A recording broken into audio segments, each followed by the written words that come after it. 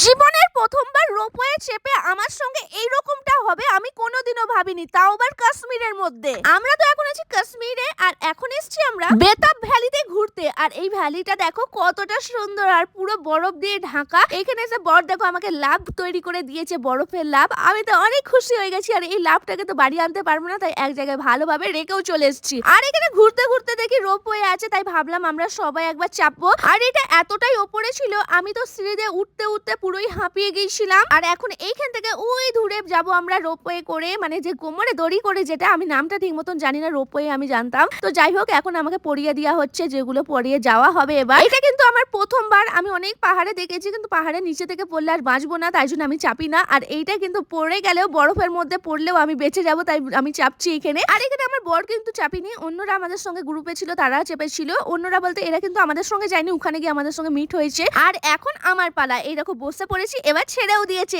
এই দেখো কতটা সুন্দর লাগছে, পুরো ওপর থেকে সবকিছু দেখা যাচ্ছিল, পুরো বরফে ঢাকা ছিল, দেখতে কতটা সুন্দর লাগছে। দেখো এটা তো আমার প্রথমবার ছিল, অনেক মজা করেছি, সবই ঠিক ছিল। কিন্তু কিছুক্ষণ পরে যাওয়ার পরে আমার লাগে একটা অনেক জোরে ঝটকা, তারপরে লাগে আর একটা ঝটকা। মানে আমি তো ভেবেছিলাম হয়তো এবার পড়েই যাব, কিন্তু আমি পৌঁছে গেছি ওখানে। তারপরে বললো নাকি ওইটা যে স্পিডটা থাকে, সেই স্পিডটা একটু স্লো করার জন্য, তাই একটু ঝটকা লাগে দুটো। আর এই দেখো আমার পরে যে এসছে তারও কেমন ঝটকা লাগলো। মানে যারা যারা চাপে সবারই ঝটকা লাগে, আর সবাই ভাবে হয়তো পড়ে যাবে। তো ওখানে একটু চাপার পরে আমি একটু শপিং করছিলাম, একটু কাশ্মীরি লেখা নৌকা ছিল, এটা নিলাম। আর একটা ফ্রিজ ম্যাগনেট